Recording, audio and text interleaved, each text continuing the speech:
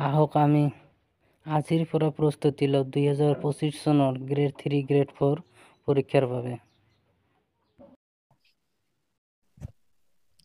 আজিৰ প্ৰথম প্ৰশ্ন হ'ল ভাৰতে কিমান চনত প্ৰথম ৰকেট নিক্ষেপ কৰিছিল? 21 নৱেম্বৰ 1963 চনত ভাৰতে প্ৰথম ৰকেট নিক্ষেপ কৰিছিল। দ্বিতীয় প্ৰশ্ন হ'ল চন্দ্ৰযান 1 মিছন কেতিয়া আৰম্ভ হৈছিল? 22 আগষ্ট 2008 চনত চন্দ্ৰযান 1 মিছন আৰম্ভ হৈছিল।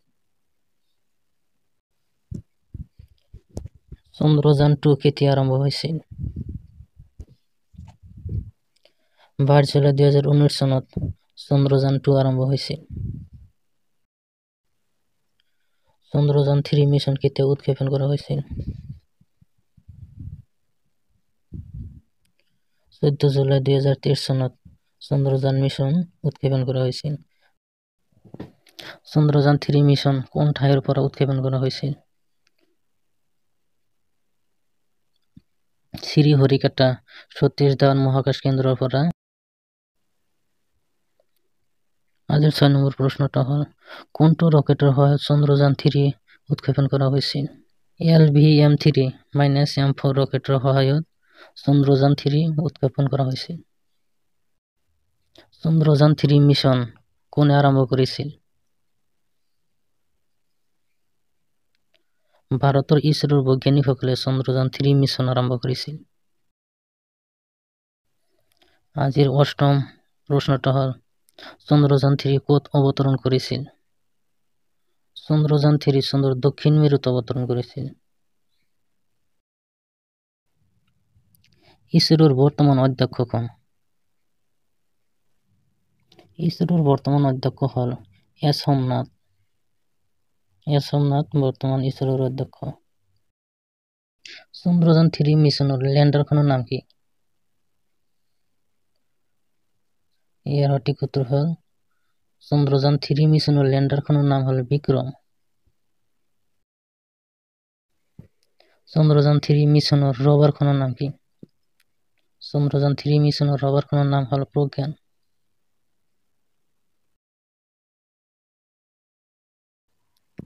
ইছৰোৰ ফুল ফৰ্ম কি? এই কোশ্চিনটো কিন্তু অতি দৰকাৰী কোশ্চিন, বিভিন্ন পৰীক্ষাতে আহিব। ইছৰোৰ ফুল ফৰ্ম হ'ল Indian space research organisation. Chandrayaan 3 ব্যৱহাৰ কৰা ইঞ্জিনটোৰ নাম কি? এইটো অতি দৰকাৰী প্ৰশ্ন। CE-20 cryogenic engine. Mission Chandrayaan 3 বিষয়বস্তু কি? মিছন চন্দ্ৰযান 3 বিষয়বস্তু হ'ল চন্দ্ৰৰ বিজ্ঞান। একেবাৰে শেষৰ প্ৰশ্নটো হ'ল সতীশ ধাৱান মহাকাশ কেন্দ্ৰ ক'ত অৱস্থিত?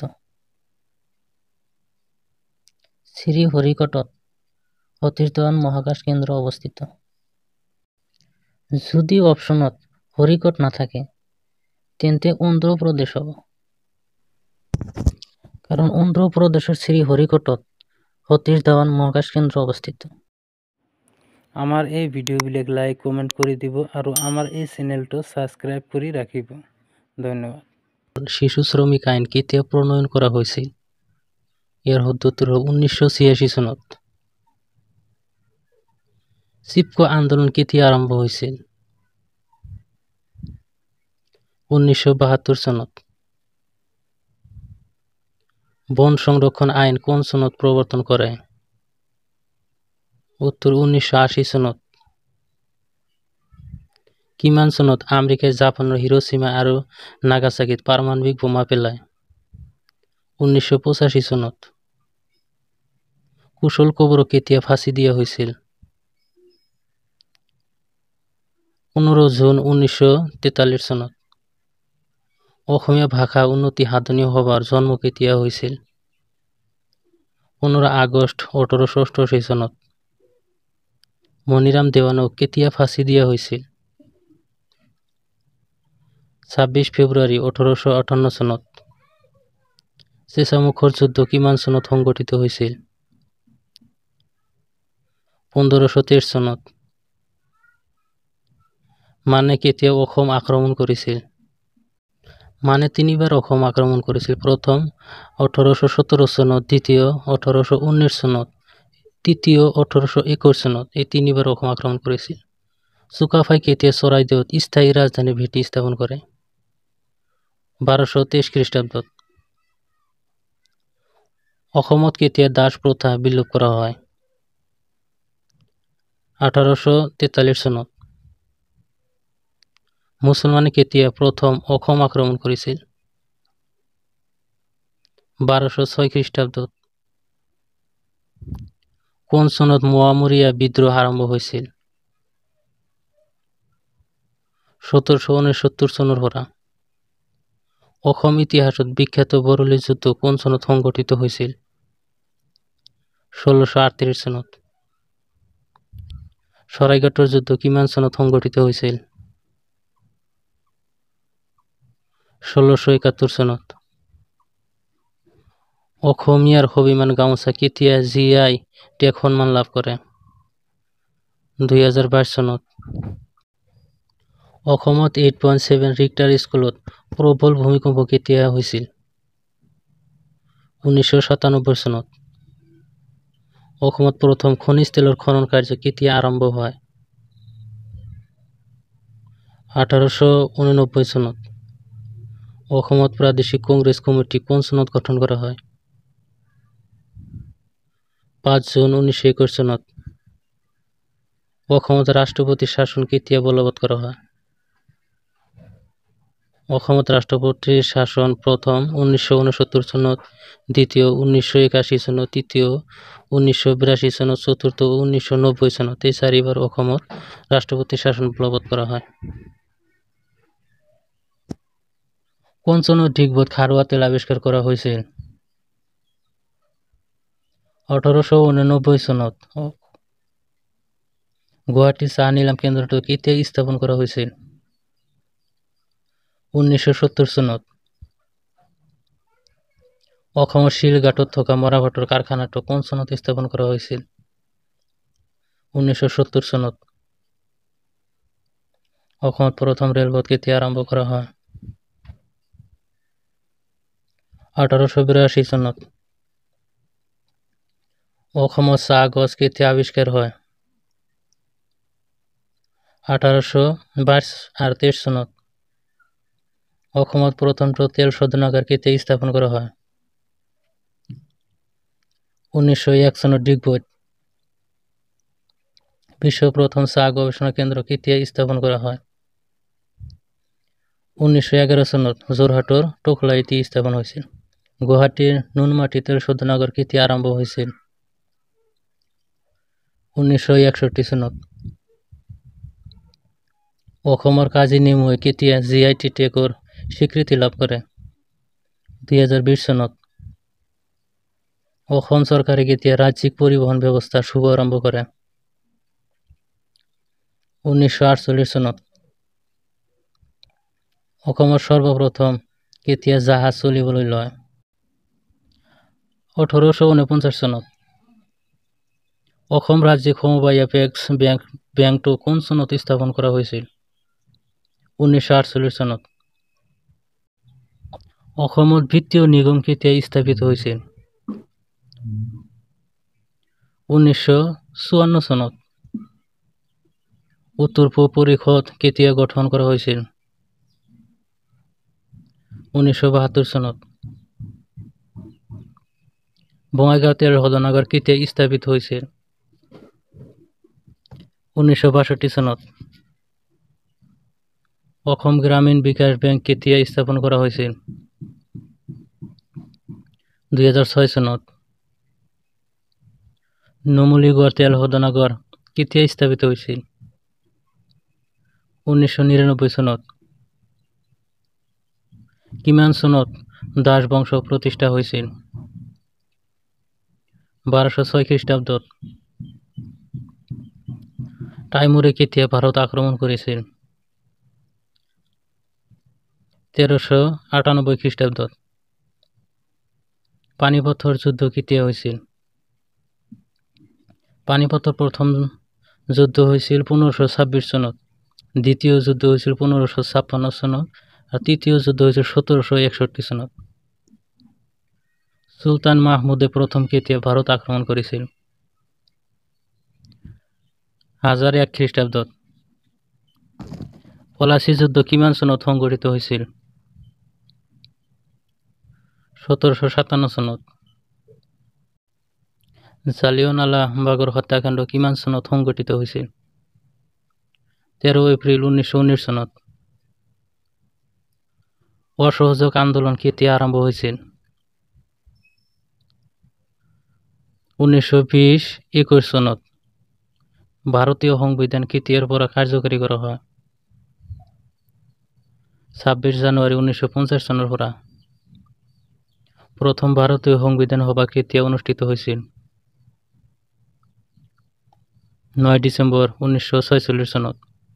ভারতীয় জাতীয় পতাকা সর্বপ্রথম কেতিয়া উত্তোলন করা হয়? 1907 চনত। কিমান চনত আসাম এসোসিয়েশন গঠন করা হয়? 1903 চনত। প্রথম সংবিধান সংশোধন কোন চনত করা হয়? 1951 চনত। অসমত মাটি জৰীপ কাৰ্য প্ৰথমে কোনে প্ৰৱৰ্তন কৰিছিল? গদাধৰ সিংহই প্ৰথমে মাটি জৰীপ কাৰ্য প্ৰৱৰ্তন কৰিছিল। হিন্দু ধৰ্ম গ্ৰহণ কৰা প্ৰথম আহোম ৰজাজন কোন আছিল? হিন্দু ধৰ্ম গ্ৰহণ কৰা প্ৰথম আহোম ৰজাজন আছিল চুহুংমুং। আহোম আৰু মোগলৰ মাজত হোৱা শেষ ৰণখনৰ নাম কি? ইটেখুলি ৰণ। শৰাইঘাটৰ যুদ্ধ কিমান চনত সংঘটিত হৈছিল? শৰাইঘাটৰ যুদ্ধ সংঘটিত হৈছিল 1671 চনত। আহোমৰ শেষ ৰজাজনৰ নাম কি? পুৰন্দৰ সিংহ আহোমৰ শেষ ৰজা। শৰাইঘাটৰ যুদ্ধত মোগলৰ সেনাপতি কোন আছিল? ইয়াৰ উত্তৰ হ'ল ৰাম সিংহ।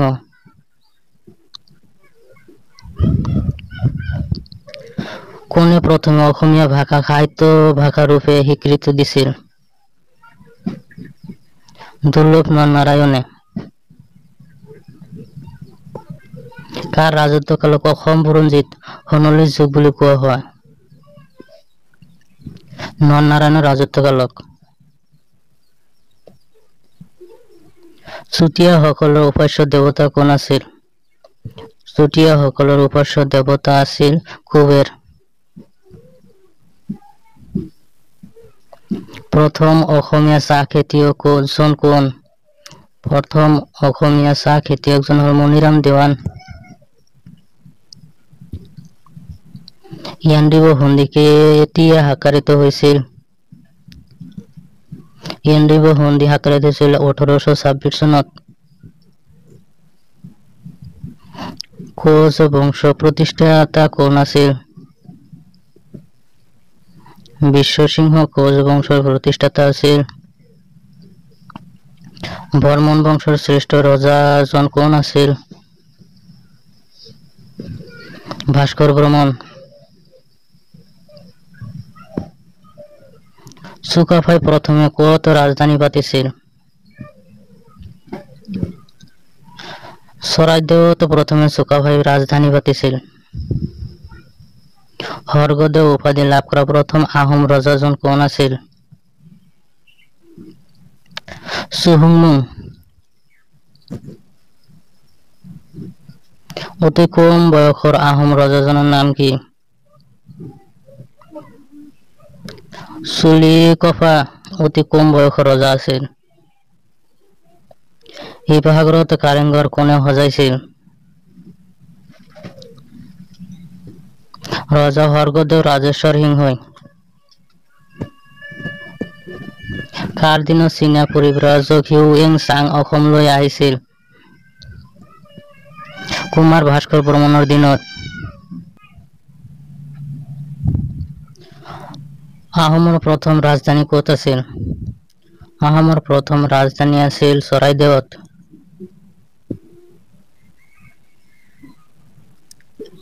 অসমীয়া ভাষা উন্নতি সাধনী সভা কেতিয়া হৈছিল? 1888 চনৰ 25 আগষ্টত।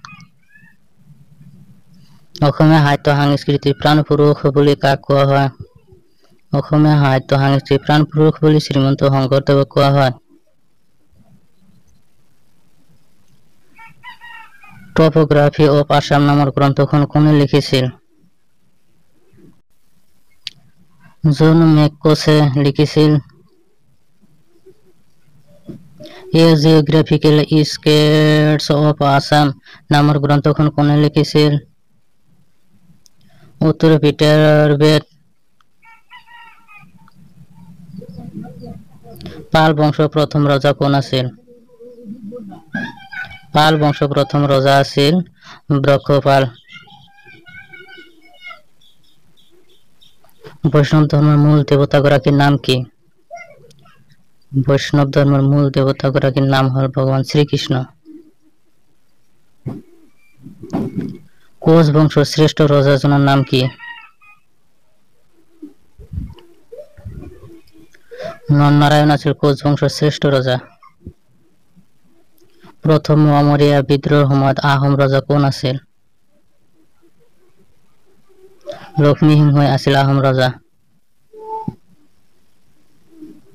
অসমত দাস প্ৰথা কেতিয়া বিলোপ কৰা হয়?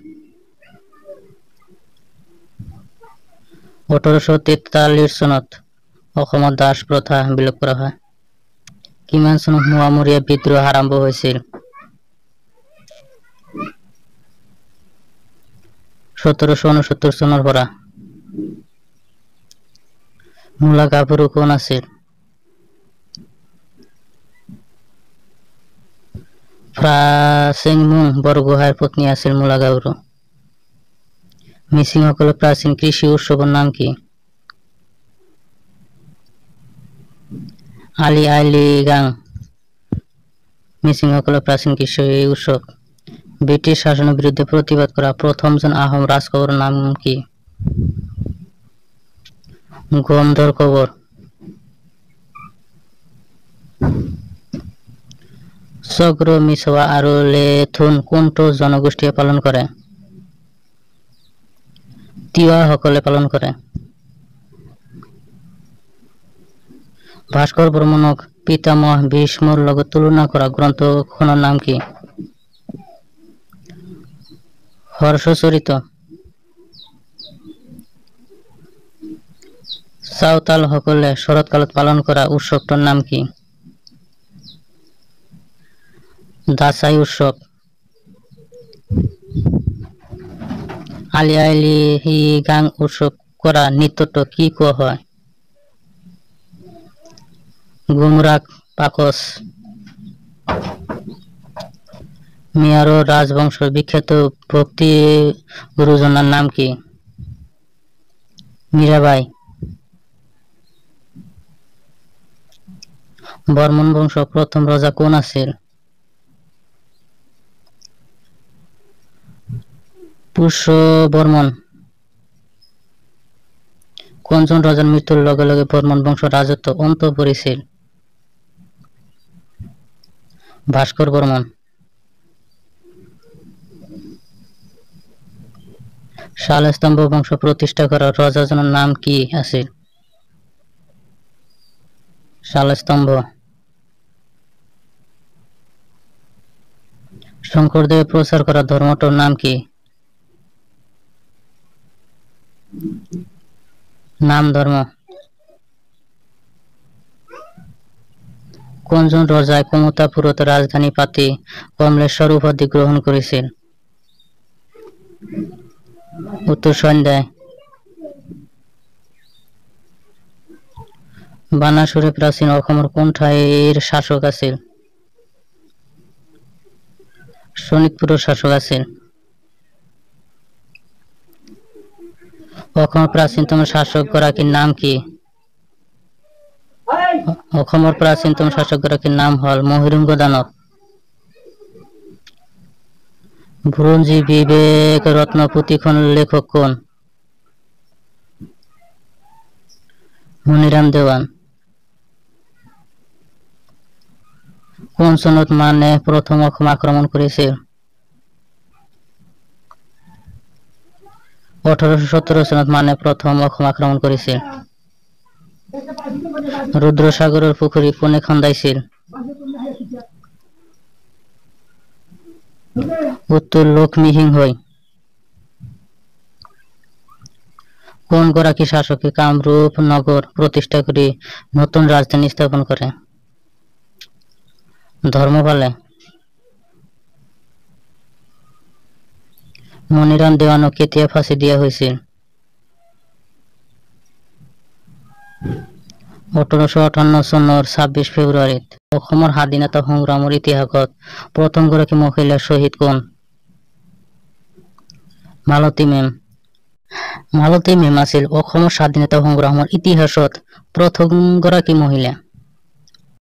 হিউয়েন চাং অসমৰ বিষয়ে লিখে গ্ৰন্থখনৰ নাম কি? এনচাৰ চিউকি। 640 খ্ৰীষ্টাব্দত হিউয়েন চাং অসমলৈ আহিছিল। নেক্সট, কোন গৰাকী ভাৰতীয় সৰ্বপ্ৰথম সাহিত্য নোবেল বঁটা লাভ কৰিছিল? এনচাৰ ৰবীন্দ্ৰনাথ ঠাকুৰ সৰ্বপ্ৰথম সাহিত্য নোবেল বঁটা লাভ কৰিছিল আৰু গীতাঞ্জলি কবিতা পুথিখনৰ বাবে তেওঁ নোবেল বঁটা পাইছিল। নেক্সট, মানাহ ৰাষ্ট্ৰীয় উদ্যান কোনখন জিলাত অৱস্থিত? মানাহ ৰাষ্ট্ৰীয় উদ্যান চিৰাং আৰু বাক্সা জিলাত অৱস্থিত। মানাহ ৰাষ্ট্ৰীয় উদ্যানখনৰ কিলোমিটাৰ হ'ল 500 বৰ্গ কিলোমিটাৰ। মানাহ ৰাষ্ট্ৰীয় উদ্যানখন 1990 চনত ৰাষ্ট্ৰীয় উদ্যান হিচাপে স্বীকৃতি লাভ কৰে। নেক্সট, ডিব্ৰু-চৈখোৱা ৰাষ্ট্ৰীয় উদ্যান কোনখন জিলাত অৱস্থিত? এনচাৰ ডিব্ৰুগড় আৰু তিনিচুকীয়া জিলাত অৱস্থিত।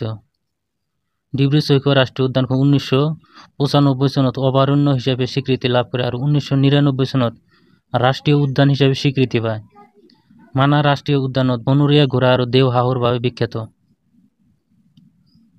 নেক্সট, অসমীয়া ছবি জগতৰ পিতৃ বুলি কাক কোৱা হয়? এনচাৰ জ্যোতিপ্ৰসাদ আগৰৱালাক অসমীয়া ছবি জগতৰ পিতৃ বুলি কোৱা হয়। পৰৱৰ্তী প্ৰশ্ন, ৰাষ্ট্ৰপতি পুৰস্কাৰ লাভ কৰা প্ৰথম অসমীয়া চলচ্চিত্ৰখনৰ নাম কি? এনচাৰ পিয়লি ফুকন হ'ল ৰাষ্ট্ৰপতি পুৰস্কাৰ লাভ কৰা প্ৰথম অসমীয়া চলচ্চিত্ৰ। দূৰদৰ্শনৰ জৰিয়তে সম্প্ৰচাৰ কৰা প্ৰথম অসমীয়া চলচ্চিত্ৰখনৰ নাম কি? বৃষ্টি। বৃষ্টি ছবিখনে প্ৰথম দূৰদৰ্শনৰ জৰিয়তে সম্প্ৰচাৰ কৰা হৈছিল। নেক্সট, 2022 চনত ফ্ৰান্স অপেন প্ৰতিযোগিতাত পুৰুষৰ ছিংগলছ শাখাত কোনে জয়লাভ কৰিছিল? এনচাৰ ৰাফেল নাডাল পুৰুষৰ ছিংগল শাখাত জয়লাভ কৰিছিল। নেক্সট, ভাৰতৰ সংবিধানৰ কোনটো অনুচ্ছেদত উত্তৰ-পূব ভাৰতৰ ৰাজ্যসমূহক বিশেষ মৰ্যাদা প্ৰদান কৰে? এনচাৰ অনুচ্ছেদ 371। 371 অনুচ্ছেদ অনুযায়ী উত্তৰ-পূব ভাৰতৰ ৰাজ্যসমূহক বিশেষ মৰ্যাদা প্ৰদান কৰা হয়। নেক্সট, বীৰ চিলাৰায়ৰ প্ৰকৃত নাম কি আছিল? এনচাৰ শুক্লধ্বজ আছিল বীৰ চিলাৰায়ৰ প্ৰকৃত নাম। নেক্সট, ৰাষ্ট্ৰীয় খাদ্য সুৰক্ষা আইনখন কিমান চনত কাৰ্যকৰী কৰা হয়? উত্তৰ 2013 চনত ৰাষ্ট্ৰীয় খাদ্য সুৰক্ষা আইনখন কাৰ্যকৰী কৰা হয়। নেক্সট, ভাৰতত দ্য ইণ্ডিপেণ্ডেণ্ট লেবাৰ পাৰ্টিৰ প্ৰতিষ্ঠাপক কোন আছিল? Doctor BR. আম্বেদকাৰ আছিল ইণ্ডিপেণ্ডেণ্ট লেবাৰ পাৰ্টিৰ প্ৰতিষ্ঠাতা।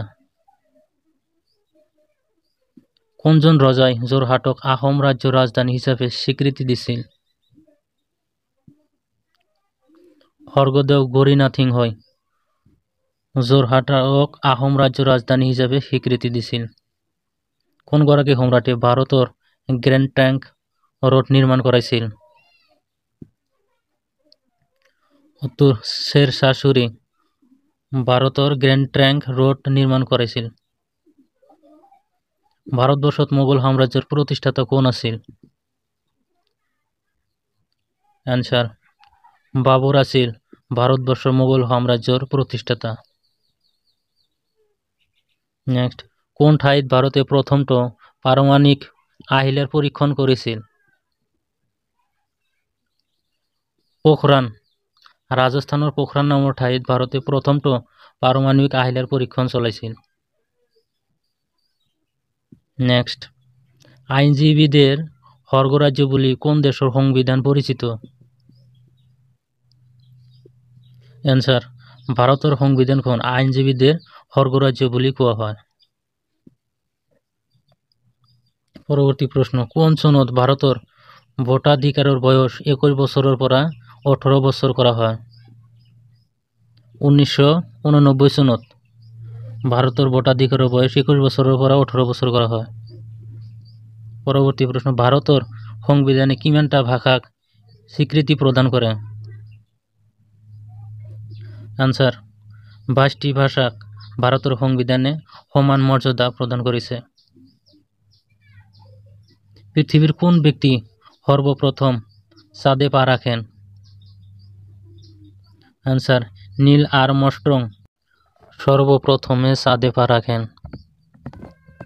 নেক্সট, পৃথিবীর বৃহত্তম দ্বীপের নাম কি? আনসার, গ্রিনল্যান্ড হল পৃথিবীর সর্ববৃহৎ দ্বীপের নাম। ভারতে কেতিয়া প্রথম রকেট নিক্ষেপ করেছিল? আনসার, 21 নভেম্বর 1963 চনত ভারতে সর্বপ্রথম রকেট নিক্ষেপ করেছিল। পরবর্তী প্রশ্ন, চন্দ্রযান 3 মিশন কোন ঠাইৰ পৰা উৎক্ষেপণ কৰা হৈছিল? শ্ৰীহৰিকোটা সতীশ ধাৱান মহাকাশ কেন্দ্ৰৰ পৰা চন্দ্ৰযান 3 উৎক্ষেপণ কৰা হৈছিল। আৰু এই কেন্দ্ৰটো অন্ধ্ৰ প্ৰদেশত অৱস্থিত। নেক্সট, 1942 চনৰ বিপ্লৱৰ সময়ত অসমৰ প্ৰথম শহীদ হোৱা ব্যক্তিজনৰ নাম কি? আনসাৰ, কনকলতা বৰুৱা। কনকলতা বৰুৱা 1942 চনৰ বিপ্লৱৰ সময়ত শহীদ হোৱা প্ৰথম ব্যক্তি। আন্তঃৰাষ্ট্ৰীয় অলিম্পিক সমিতিৰ মুখ্য কাৰ্যালয় ক'ত অৱস্থিত? আনসাৰ, ছুইজাৰলেণ্ডৰ লজান চহৰত অৱস্থিত আন্তঃৰাষ্ট্ৰীয় অলিম্পিক সমিতিৰ মুখ্য কাৰ্যালয়। ছিকিম ভাৰতৰ এখন পূৰ্ণাংগ ৰাজ্য হিচাপে কেতিয়া পৰিগণিত হৈছিল? আনসাৰ, 1975 চনত পূৰ্ণাংগ ৰাজ্য হিচাপে পৰিগণিত হৈছিল। কোন গৰাকী ব্যক্তি ভাৰতীয় শিক্ষা ব্যৱস্থাৰ সংস্কাৰ সাধনৰ বাবে জনাজাত? লৰ্ড মেককুল। এইখিনিতে ক'ব বিচাৰিছোঁ, বিভিন্ন দেশৰ ৰাজধানী আৰু মুদ্ৰাৰ বিষয়ে জানিবলৈ ডিছক্ৰিপশ্যনত গৈ লিংকত ক্লিক কৰি 100+ দেশৰ ৰাজধানী আৰু মুদ্ৰাৰ বিষয়ে ভিডিঅ'টো চাব। অসমত প্ৰথমখন আন্তঃৰাষ্ট্ৰীয় ক্ৰিকেট খেল কেতিয়া অনুষ্ঠিত হৈছিল? 1983 চনত অসমত প্ৰথম আন্তঃৰাষ্ট্ৰীয় ক্ৰিকেট খেল অনুষ্ঠিত হৈছিল। লেডী ৰতন টাটা খেলখন কোন খেলৰ লগত জড়িত? আনসাৰ, হকী খেলৰ লগত জড়িত লেডী ৰতন টাটা খেলখন।